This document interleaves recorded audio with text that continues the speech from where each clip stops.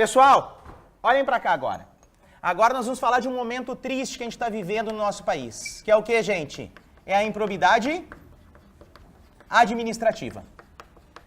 O que é improbidade administrativa, gente? O que é improbidade administrativa? Que a gente tanto escuta, tanto fala. São todos os atos de desonestidade cometidos contra a administração pública.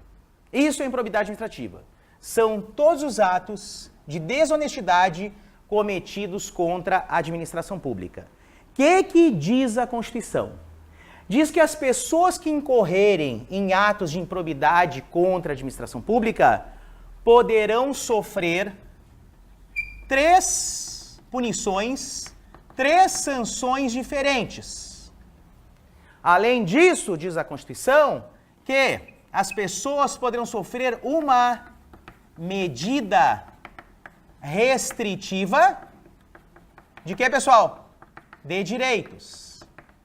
E diz a Constituição que, como se não bastasse isso, as pessoas ainda poderão sofrer chilindrozinho, poderão sofrer uma pena privativa de liberdade. Onde é que está previsto isso? Na Constituição? Artigo, olha lá, gente, tá? Artigo, isso, justamente isso. O artigo 37, tá? Muito importante, parágrafo 4º da Constituição, tá bom? Beleza. O que acontece? Acontece que as 3 sanções são as seguintes, ó, A, B e C. Primeira sanção, suspensão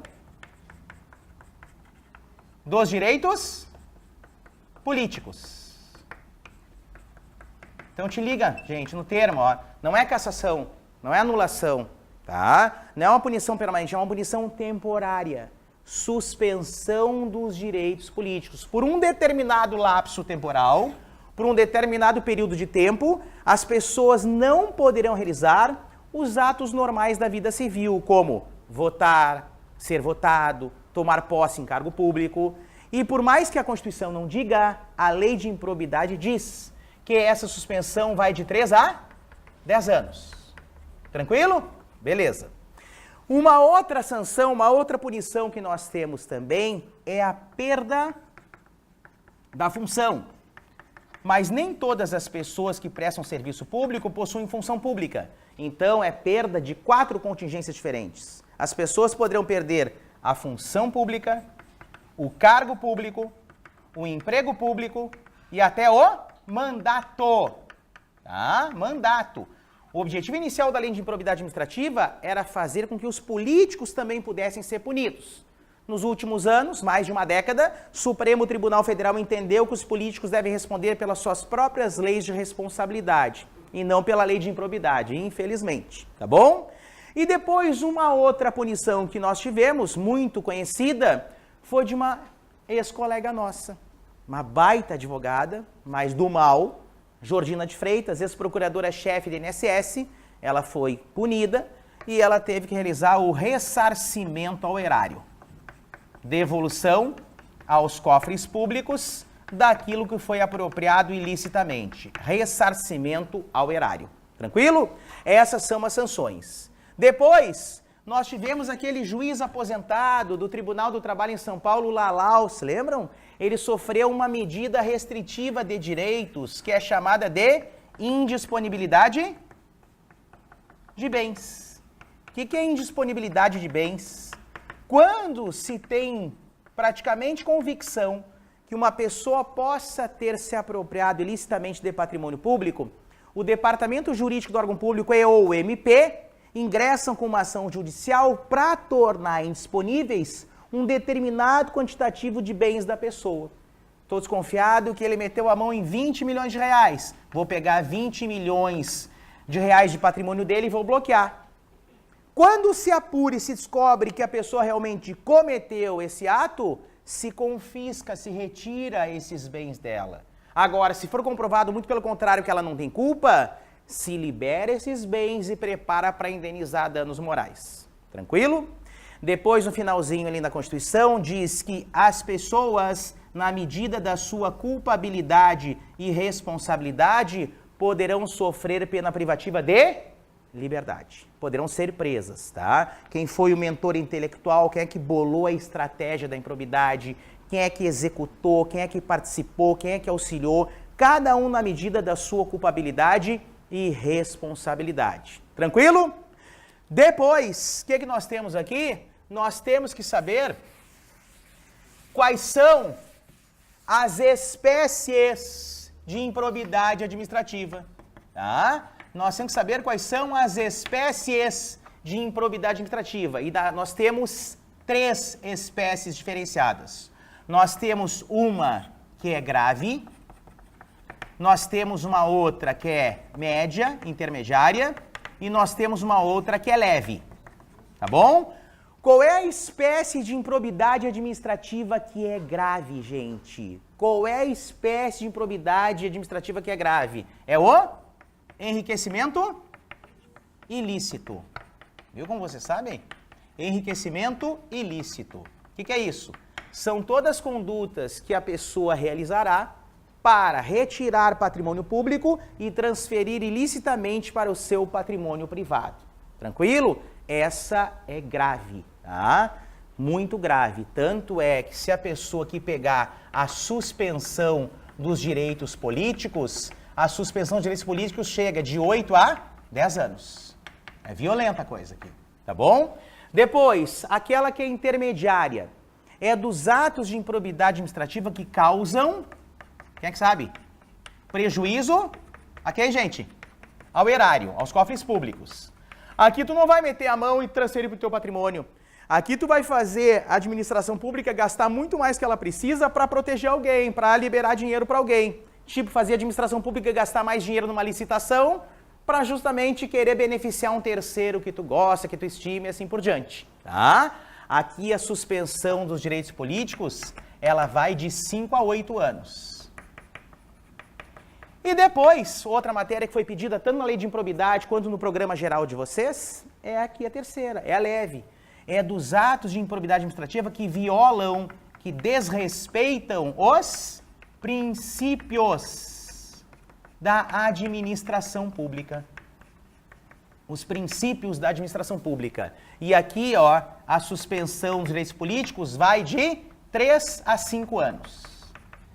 E agora vamos então tratar dessa matéria, gente. Princípios da administração pública. Princípios. O que são princípios? Princípios são regras de comportamento que deverão ser respeitadas por toda a administração pública, tá? Os 5 princípios mais famosos formam a expressão LIMP, não é verdade? Onde L quer dizer o quê? Legalidade. Não são os únicos, mas são os mais importantes. O I quer dizer o quê, gente? Isso, impessoalidade. O M quer dizer moralidade. O P quer dizer publicidade. E o E quer dizer eficiência. Então não são os únicos, mas são os mais importantes. Então prestem bem atenção.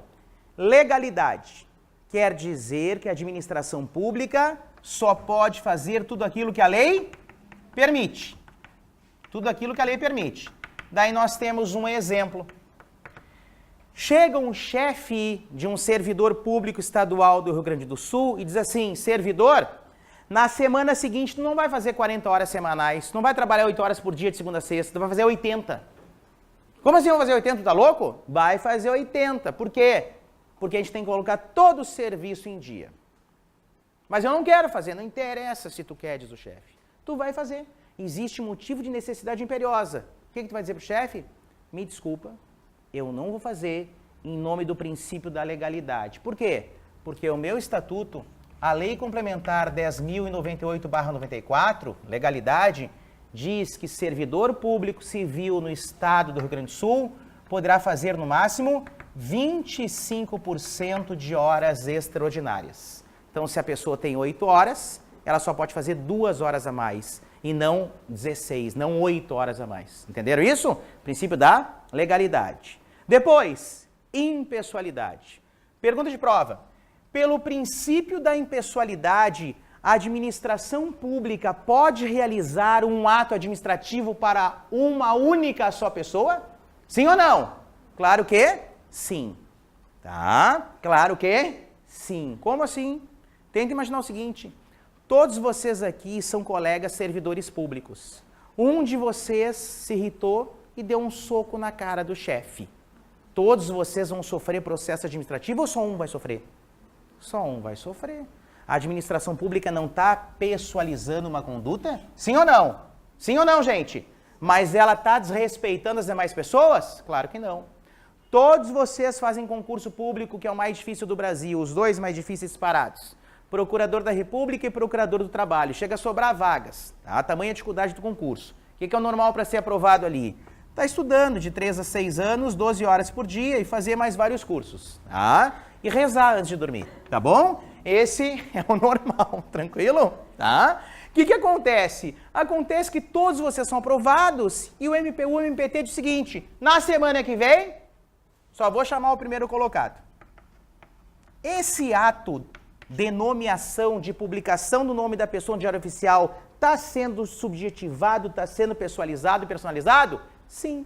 Mas se a pessoa está sendo nomeada de acordo com a ordem de classificação, as demais estão sendo prejudicadas? Claro que não. Então, o que é o princípio da impessoalidade, gente? O princípio da impessoalidade é quando a administração pública pode, sim, pessoalizar as suas condutas, desde que não prejudique as demais pessoas. Isso é impessoalidade. Tanto é, questão de prova, que o princípio da impessoalidade se confunde com o princípio da finalidade. Por que finalidade? Porque o escopo, o objetivo máximo da administração pública é que ela possa satisfazer o interesse público, ou seja, muito mais vale a vontade de todas as pessoas do que a vontade individualizada de uma só pessoa ou de um grupo de pessoas. Se foram chamados de acordo com a ordem de classificação, é o que interessa. Moralidade. Moralidade é o que aconteceu no meu concurso.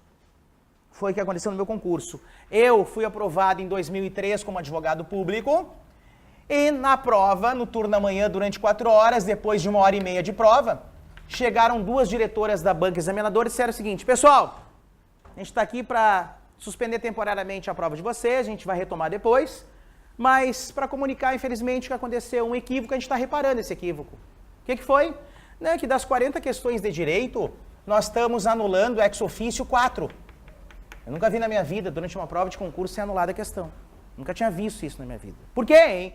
Ah, porque sem querer a gente copiou a questão número 29 igual a 32 e a 35 igual a 38. Tá, mas só um pouquinho. Das 40 questões, vocês estão anulando 4. 10% da prova. Vocês estão nivelando por cima ou por baixo a prova? Por baixo, né? Quem não estudou nada já ganhou de lambuja 10% da prova. Mas, por outro lado, a gente pode dizer que representando a administração pública, essa banca examinadora faltou com moralidade? Claro que não. Ela agiu com ética, ela agiu com lisura, ela agiu com transparência, respeitando a moral, os bons costumes e a probidade. Ela foi honesta, certo? Então esse é o princípio da moralidade.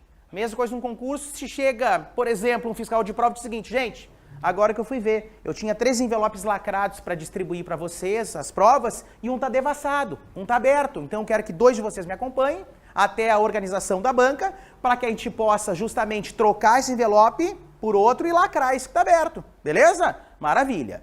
Depois nós temos o princípio da publicidade. O que é o princípio da publicidade, gente? É aquele que vai tirar vocês desse estresse momentâneo para um momento de êxito e alegria.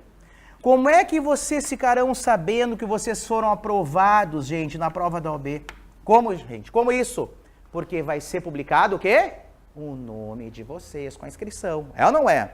Como é que uma pessoa fica sabendo o que cai de conteúdo programático numa prova de concurso? É publicado um edital. Como é que a pessoa fica sabendo que se ela foi vitoriosa numa ação judicial? É publicado o resultado dessa ação, a sentença, o acórdão e assim por diante. Que princípio que é esse? Publicidade. Publicidade é o princípio pelo qual a administração pública se comunica com os seus administrados, certo? Como é que vocês ficaram sabendo da prova da OAB? Porque a informação foi publicada. O que cai? Foi publicado, certo? Então é a forma de comunicação da administração pública com a sociedade. E por fim, nós temos o princípio da eficiência. O princípio de eficiência, ele tem a ver com produtividade, tá? É quando a administração pública cumpre as suas metas propostas de forma correta, de forma satisfatória. Por exemplo, quem trabalha num tribunal, qual é a frase que mais se escuta? Quantos processos nós baixamos esse mês? Vocês entenderam? Esse é o intento máximo, esse é o escopo máximo, esse é o objetivo máximo. Tranquilo? Depois, pessoal, ainda eu quero trabalhar um pouquinho com vocês, que a gente tem ainda alguns segundinhos. Nós temos aqui direito de petição. Vamos lá para o direito de petição. Olha só, muito importante para vocês, né? Tanto na primeira quanto na segunda fase. Quando a gente fala de petição, esse termo vem do latim de petitum. E petitum quer dizer o que, gente? Pedido, certo? Só que vamos combinar, fazer um pedido é algo muito genérico, é algo muito abstrato, é algo muito geral. Então existem 4 espécies diferentes de direito de petição. Existem 4 maneiras diferentes de fazer um pedido na administração pública. A primeira espécie começa com prefixo re. A segunda começa com prefixo re também. A terceira espécie começa com prefixo re. A quarta espécie começa com prefixo re. Qual é o primeiro, gente? Requerimento. Primeiro é requerimento. Depois nós temos reconsideração. Depois nós temos recurso. E depois nós temos representação. Os 4 reis famosos, tá bom? Requerimento é quando uma pessoa faz uma solicitação para a administração pública sobre alguma coisa. Essa solicitação, ela pode ter um resultado positivo ou negativo. Se ela tiver um resultado positivo, quer dizer que essa solicitação, ela foi deferida, ela foi aceita, ela foi atendida. Se tiver um resultado negativo, ela será indeferida, tá bom? Agora, se for indeferida, a pessoa vai ficar resignada, inconformada, e vai partir para a segunda espécie de direito de petição, que é o pedido de reconsideração. Reconsideração, tu só pode ingressar uma única vez para a mesma autoridade que indeferiu o teu requerimento. E para fazer com que essa pessoa mude o seu pensamento sobre as nossas colocações, uma medida de bom alvitre é que no nosso pedido de reconsideração a gente apresente um fato ou uma prova nova, capaz de persuadir, capaz de convencer essa autoridade a mudar de opinião, porque aquela não deu do requerimento. Se for indeferido o nosso pedido negativo de reconsideração, a gente vai ingressar com recurso. E daí as coisas são mais tranquilas. Por quê? Diferentemente da reconsideração, recurso nós podemos ingressar várias vezes para várias autoridades, até chegar na autoridade mais alta, certo? E como existe aquele ditado, cada cabeça uma sentença, nós não precisamos no recurso apresentar um fato ou uma prova nova. O que não foi suficiente para persuadir alguém pode ser suficiente para persuadir outra pessoa. Tranquilo? E depois, afinal, a quarta espécie de direito de petição, que não tem nenhuma ligação com as demais, é a representação. Representação é quando uma pessoa, na esfera administrativa, faz uma denúncia contra alguém. Para que essa denúncia não seja considerada uma denúncia vazia e, por consequência, arquivada, é necessário que essa denúncia tenha 3 requisitos. Primeiro, identificação do denunciante. Quem é que está fazendo a denúncia? Qual é o seu nome? Qual é o seu documento? Se é servidor, qual é a sua matrícula? Onde é que está lotado? Onde é que mora? Identificação. Depois, tu vai fazer uma narrativa pormenorizada, detalhada, de todos os fatos que fizeram com que tu ingressaste com essa denúncia. E por fim, não precisa dizer, mas tu tem que justamente apenas apresentar as provas que tu se baseou para ingressar com essa denúncia, com essa representação. Tranquilo? E ainda a parte final. Gente, olha só. Direito administrativo muitas vezes se confunde com o constitucional, porque eles estudam o mesmo objeto. Uma parte material, outra parte orgânica, estrutural. E aqui nós temos as ações constitucionais como mandado de segurança individual e coletivo, habeas data, habeas corpus, ação popular. Tranquilo? Então, eu vou dar exemplos para vocês e vocês vão me dizer o que é isso. Deixa eu chamar uma pessoa de forma aleatória. Alemão, vamos lá, alemão, manda brasa, tá? Presta bem atenção. Tu queres casar, tranquilo? E quem casa, quer casa. Só que tu pensa assim, ó, eu tenho um teto para comprar um imóvel nesse momento, eu tô começando a minha vida. E ali está escrito no jornal, no Guia de Imóveis. Dona Joana, uma senhora muito rica, quer fazer um bem para um jovem casal. Está vendendo uma cobertura no bairro Moinhos de Vento, com 10 dormitórios, 1.000 metros privativos, por 20 mil reais. É normal isso? Não é normal. Não é nada normal, tá? 20 mil reais justamente não custa, né, nem o box dela, tá? Que dirá uma cobertura com toda essa metragem. Agora, tu desconfia dessa situação e vai lá no registro de imóveis. Por quê? Tu quer saber se esse imóvel justamente é da dona Joana.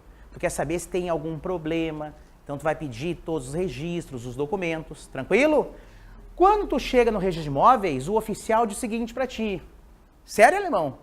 Esse imóvel com esse valor? Não vou te dar, palavra-chave, não vou te dar informações desse imóvel, porque quem vai comprar esse imóvel sou eu. Certo? Te pergunto, o que foi negado em relação à tua pessoa? Informações. Qual é o remédio ou garantia constitucional que tu vai impetrar? Hein? É habeas corpus, mandado de segurança individual, mandado de segurança coletivo. Qual é, gente? Habeas data. Tá? Vocês viram como vocês têm convicção? Então tá aqui a resposta. Ó.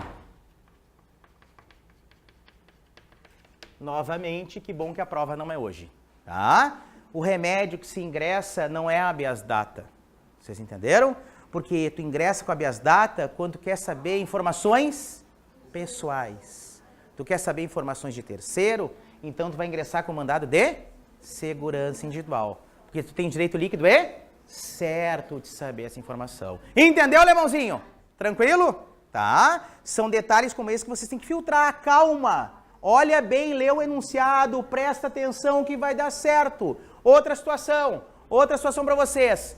Todos vocês fazem uma prova espetacular na OAB. Vocês se reúnem depois de um mês da OAB e depois de ter passado na segunda fase, está com a carteirinha, vocês se reúnem para estudar para concurso público durante 6 meses. E vocês fazem um concurso simplório. Para qual? Juiz federal. Vocês já tinham 3 anos de formado, já estavam super bem, estudaram super bem. Ótimo. Notícia bomba. Todos vocês aqui em sala de aula ficaram nas 30 primeiras colocações. Na hora de nomear vocês, não nomeiam vocês. Nomearam os candidatos de número 31 até o 60. O que foi desrespeitado em relação a todos vocês?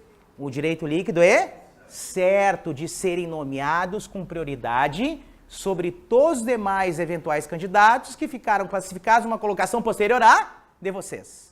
Se vocês quiserem se unir para que essa ação judicial ganhe peso, vocês vão ingressar com habeas corpus coletivo? É isso? Ou com habeas data coletivo? É isso? Doutora Oswaldinha, qual é o nome do remédio? Manda brasa. Mandado. Quem sabia sem chutar, levanta a mão. Quem sabia sem chutar, levanta a mão. Quem sabia? Olha como quase ninguém sabia. Olha só, 20% da turma sabia. Sabia está conjugado no futuro, no presente e no passado. Então está morto enterrado. Tá? Por um lado é muito legal isso, a resposta de quem sabia, quem pensou que sabia. Porque quando a pessoa diz assim, eu sabia, isso quer dizer que ela está com a autoestima lá no céu. Por quê? Porque ela está sentindo muito mais que uma pessoa física. Ela está sentindo uma pessoa jurídica. Gente, mandado de segurança coletiva é para quem, pessoal? Para pessoas jurídicas. Para partido político, para associação, para sindicato. Cada um de vocês teria que ingressar com mandado de segurança individual. Vocês viram? São questões como essas, que caem em prova e que vocês têm que estar muito ligados. Tranquilo? Desejo uma prova espetacular para vocês. Vamos tirar uma foto para dar sorte, tá? E até uma próxima. Gostaram, pessoal? Tranquilo? Show de bola. Obrigado, tá? Valeu!